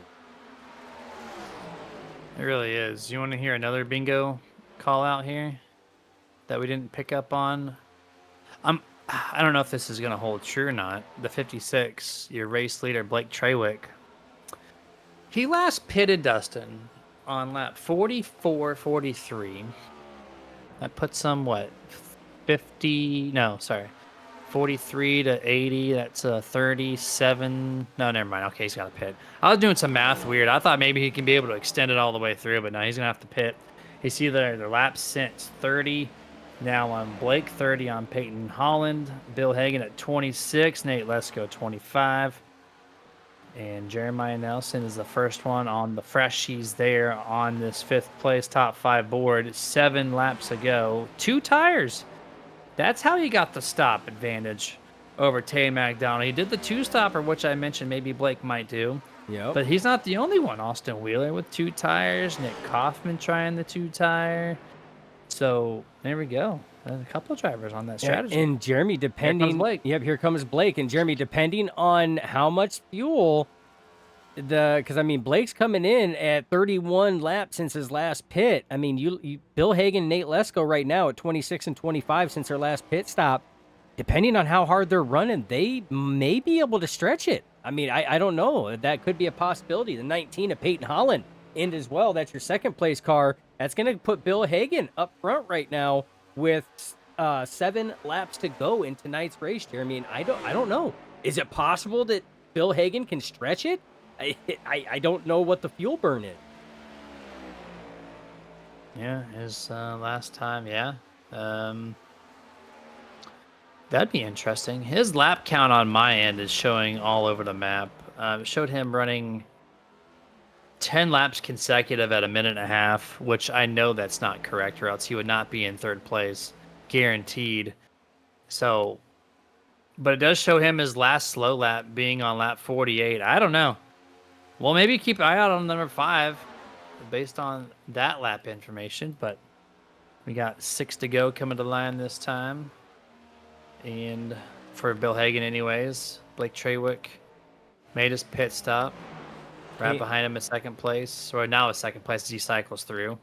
He's now third place right now. Yeah, He's got Bill Jeremiah Hagan Nelson. cycles the P1 now. Yep, Jeremiah Nelson, who's got 2-tire, elected to take the 2-tire stop. We'll bring up the AI Chief pit stop report there. Blake Trawick looks like fuel only, so he's doing the strategy that I had talked about, fuel only with the tire fall off. That may pan out. I mean, it's possible, Jeremy. It's that's another reason why this track is, so tough, is because when it comes down to stuff like this here, strategies can make or break something. I mean, we've seen some crazy strategies work here at Pocono. Nope. Number 5, Bill Hagan cannot do it. On pit road right now goes number 5. Going to give this thing up to the number 20 car, Nate Lesko, who is only pitted a lap later than Bill Hagan last time. So when we were looking at it last, it was 26 laps for Bill, 25 for Nate. So if Bill can't make it, Jeremy, I would almost have to say that the 20 is not going to be able to either. And he only has about 9.5 seconds difference between him and second place Blake Trawick right now. And Jeremiah Nelson in the 21 is right on the heels of the 56 of Blake. Yep, he's causing a little battle here for position. The 20 was on the radio a couple times this lap. Not sure if that's... I couldn't make out what he was saying. Let's see if he makes pit stop this time. Usually when you're talking and you're all by yourself, that usually means you're calling out pit road. Coming off of turn number 4. Not going to happen this time. It's going to be 4 laps remaining. Let's go with the Twisted Speed Setup Shop in-car telemetry. This will give us a clear picture down these straightaways. Look at that throttle. He is 75%, Dustin. He is saving. He is trying to make it to the end. You don't do that if you're guaranteed a pit stop. Yeah, he's trying, and he's committed at this point in time right now. I mean, we'll see on this one right here where he's at before he comes into that tunnel turn. About 175 to 177. And yeah, he's trying. He is trying to conserve as much as what he can. Easy on the throttle. It's the best way to try to save fuel. You don't gas it up real fast. A very slow, methodical throttle increase. Yeah, he's trying. This front straightaway is going to be a make or break on, telling you exactly how much he is. Because, I mean, these cars will get up to high speeds right now. He's up to 185, 187. But he also knows that he's lost 2 seconds to second place right now, Blake Trawick, and to third place, Jeremiah Nelson, just in trying to save right now. Yeah, they might or might not have a chance here at this rate. I was looking at early speeds on the entrance to turn number 2 on the opening laps. These drivers were getting 191, 192, 193 miles an hour. So that shows you the mile an hour difference is large. between what the 20s do now and what you potentially can be doing, is he's running a very consistent throttle. Of course, we saw the not full throttle, right? But the very smooth off and on, it just helps with the fuel mileage. We're going to get 2 laps to go this time. We're going to see what the difference is between first and second. Last time it was an 8-second gap. This time around, we're going to find a gap of About 6.5. 6.6. So that's not enough time. Now can Nate Lesko do this? Can, for the first time this season, Dustin, get a fuel mileage race stolen from everybody else in this field, as Blake almost went back-to-back. If Nate cannot do it, he's got to fend off. Look at this battle for second place. On the outside, Jeremiah Nelson. Inside, Blake Trawick, both on the 2-tire stopper. Let's see who can pull out from this one. No. Jeremiah Nelson's on the 2-tire. Blake is on the fuel only right now, and it looks like looks like the 2-tire is going to prevail there. Jeremiah Nelson takes over P2. Blake Trawick back to P3. But the story right now, as we get the white flag, can the 20 of Nate Lesko hold on a fuel mileage stretch, Jeremy? And just to put this into perspective, 32 laps since the 20 was last on pit road to the service of his virtual pit crew. 32. That means 33 laps by the time he crosses the start-finish line. This car has got to be running on fumes right now. Has to be. He is crawling. You see the same picture frame, second and third place, just looking down the straightaway. All right, let's watch how this 20 goes. He's still throttling up a little bit. He's still got enough. He feels confident to give it some throttle still. Into the final corner in the 7th race of the season. Nate Lesko on fuel, your points leader. And the 3rd checkered flag of 2026 belongs to car number 20. Unbelievable. 33 laps on that tank, Jeremy. I'm going to say he's not going to have enough in the tank to sit here and burn those virtual Goodyears down. That was a crazy fuel mileage stretch by Nate Lesko. There you see, he's bobbing and weaving, so he's sputtering right now. Excellent attempt in chase down by the 21 of Jeremiah Nelson, the 56 of Blake Trawick, trying to get something down. I do want to make a mention, Nick Kaufman, after that pit road entry, excellent rebound to finish in the top 10 in P7. It's an excellent job there. And then Braxton DeWeese got a top 10 as well, Jeremy, after that shifter malfunction on that restart. So I want to give some honorable mentions there, because that's something hard to bounce back from, especially at a track like Pocono. Dustin shouting out Jeremiah Nelson for a win. There you go. He cycled back to Nate Lesko, who's out of fuel. Blake Trawick, 3rd place finisher, helping the 20, the actual winner of tonight's race, helping him along to get to either pit road or parking on the front straightaway. Either way, the 20 will make it around virtue of his friends out here at the Smoky Mountain Sim Racing Cup Series. And here comes Bryce Hedgecock. He's going to take over for Blake, give him a little bump to get to the front straightaway. And since there's not a burnout to watch, Dustin, I guess... because there's no fuel. He's cooked, man. He's done.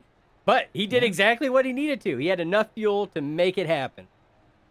Yeah, we're gonna jump straight, I guess, to the unofficial results here, as they're gonna park at 1, 2, 3, right on the line. Look at that, great stop.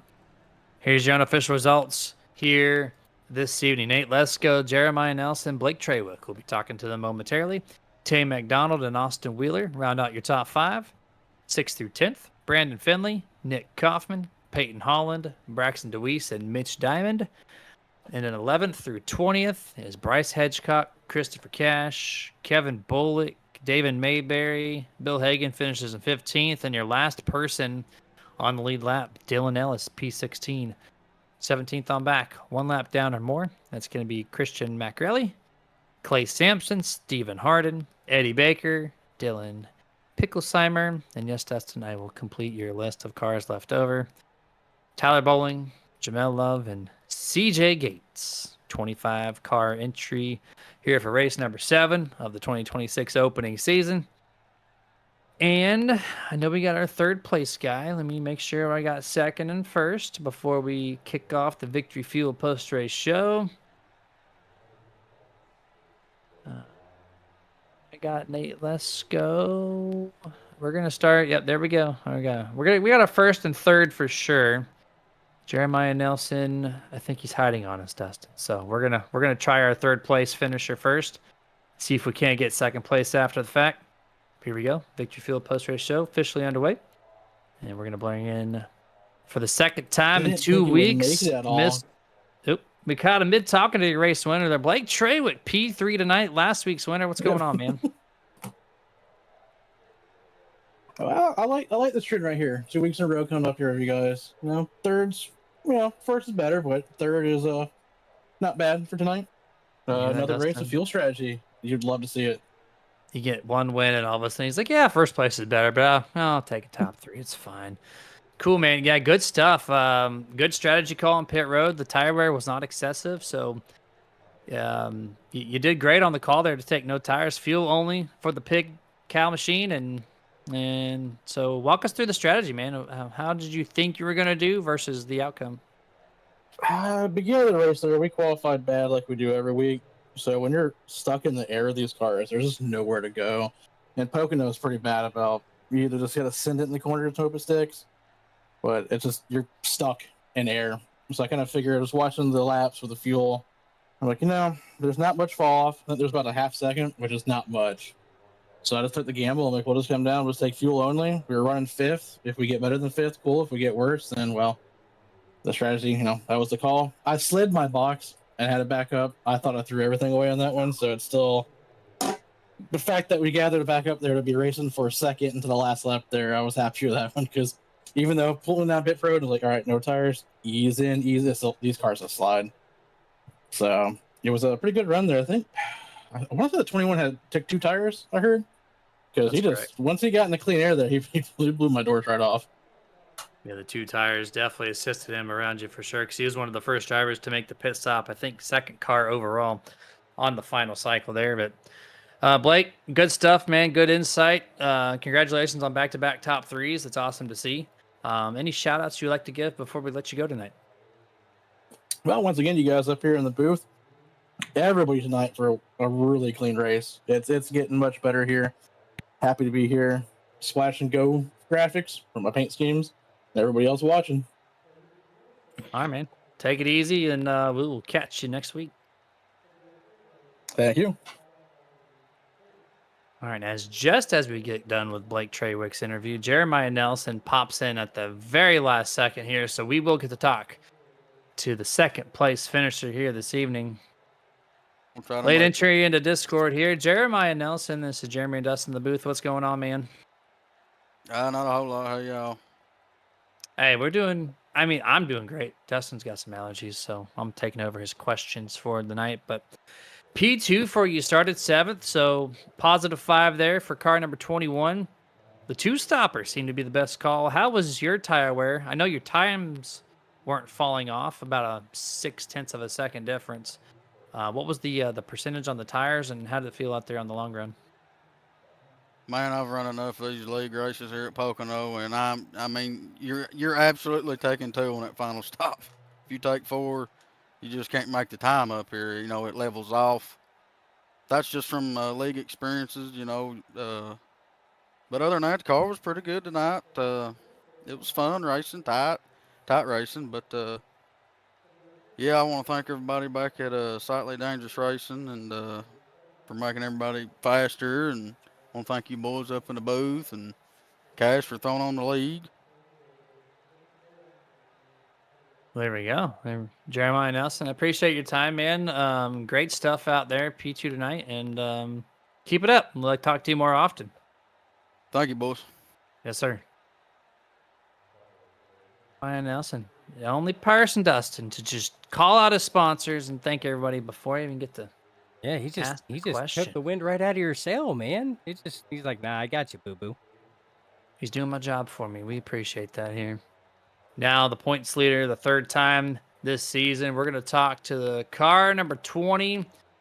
the man who runs a different paint scheme every week, the man who won't share checkered flags. Nate, let's go. Congratulations. Third time this season. Thank you guys. Appreciate it. Yes, sir. All right, I gotta ask, how was it? 0.1 at the line when you crossed the start finish line? Yeah.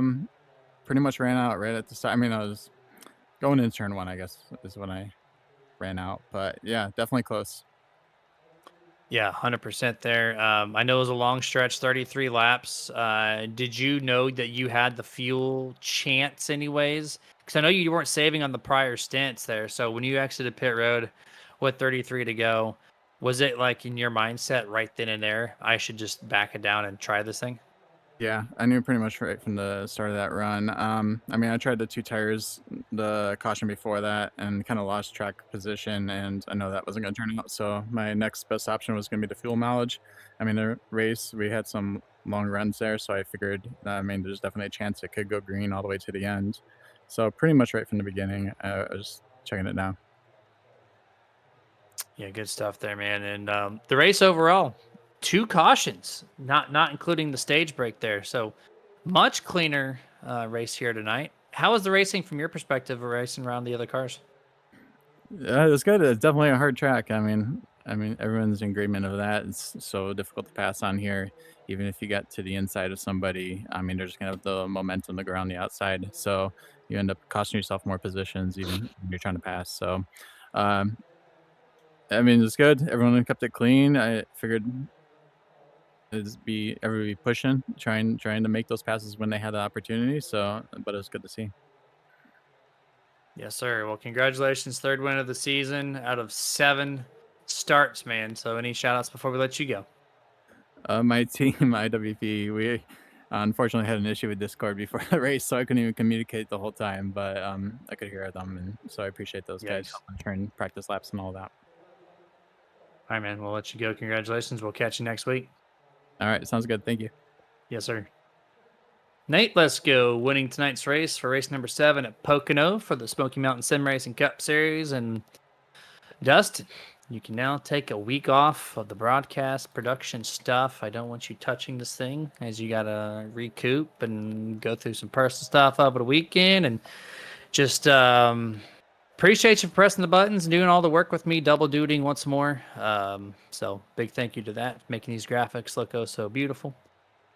And that's it. Yeah. Any final thoughts? I mean, a fantastic race. I mean, hands down. I mean, the drivers, on the Nerd TV podium said it best. I mean, it was a fantastic race. Good, hard, tight, clean racing. It, you couldn't ask for any more. 2 cautions, not counting the stage caution, and both of those cautions were, more the car and the track, issues that arose. So, I mean, good stuff. I mean, coming down to a fuel strategy, stretching at 33 laps, when the projected was 28 to 29. So, I mean, fantastic job there. Fuel mileage race like that at Pocono is always crazy to watch just because of the length of this track. So, hats off to all the drivers. It's excellent job tonight. Again, my heartfelt, sincerest apologies to the drivers that were so strong in the race that had problems as well. I mean, it was a heartbreaker to see that because it could have been a different race all the way around, or it may not have been. It could have worked out the exact same way. But I mean, that's racing. It was tough, but I know, Jeremy, just as well as you do, these drivers are going to rebound back and they're going to show up again next week. And they're going to put on a hell of a show next week as well. Like I said, hats off to the admins, to race control. You guys have been doing a fantastic job. And it was excellent to see what you guys could really deliver and perform tonight, along with the drivers as well. So hats off to everybody. Yeah, 100% there. And thank you guys for tuning in. The Twitch viewership tonight, fantastic. We still got 4 on there, Dustin. They honored it for me there all the way through the post race. You don't know what that's going to do for our Twitch page. So thank you for that. And you guys tune back in. We are not live for the next few Tuesdays. We've already touched on that a little bit there on off season for the OTSS Select Series. So we are just going to be live all the way up to the very end of April, only on Thursday for the Smoky Mountain Sim Racing Cup Series. So tune in Thursday, 9 p.m. Eastern, 8 Central. Until then, You guys stay safe. Get your nerd on. Dustin, what you got for him? And as always, it is not goodbye. It's till next time. Stay nerdy out there.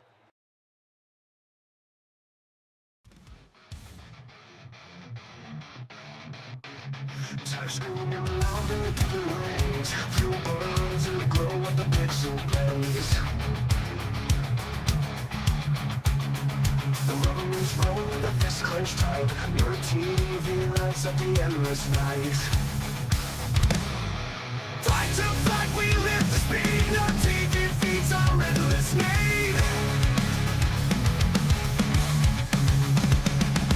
Heartbeats pound and engines cry. Let's broadcast under the virtual sky. Turn the wheel, feel the breakneck roll. Sim racers tearing through the thunder soul. Gear shifts crack like a lightning storm. Digital warriors breaking the norm. Turn the wheel, feel the breakneck roll. Sim racers tearing through the thunder soul.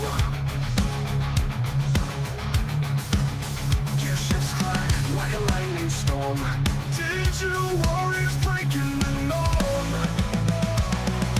Fight to fight, we live the speed. Our TV feeds our endless need. Heartbeats pounding, engines cry. Let's broadcast under the virtual sky. Through each hairpin, a battle unfolds. Victory forged in the fire of the bold. Neon dreams fuel the tracks we tear. Nerd TV shows us who dares to care.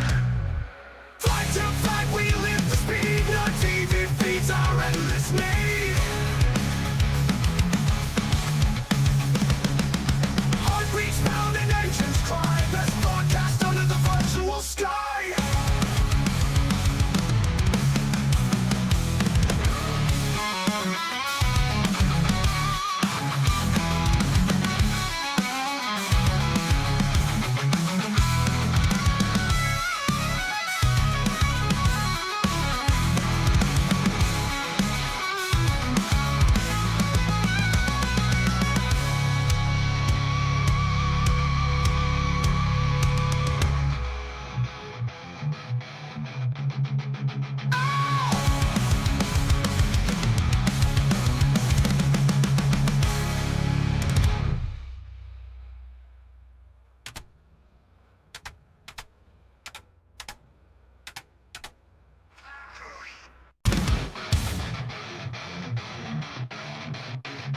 Touchscreen and louder to the range.